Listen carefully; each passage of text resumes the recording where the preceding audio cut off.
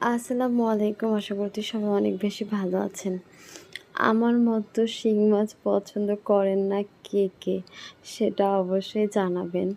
আমি শিং মাছ পছন্দ করি না ছোটবেলা থেকেই। কিন্তু আমার ছোট বোনের এই শিং মাছ অনেক বেশি পছন্দ। আর শিং মাছের যে উপকারিতা সেটা তো আমরা সবাই জানি। আর আমি জানা সত্ত্বেও খাই না।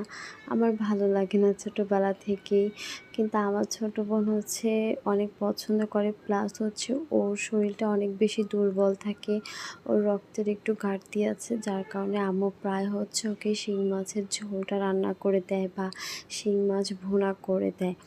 তো আপনাদের যাদের শরীরটা দুর্বল থাকবে বা রক্তের একটু ঘাটতি থাকবে, আপনারা শিং মাছের ঝোলটা খেতে পারেন। এটা শরীরের জন্য অনেক বেশি ভালো।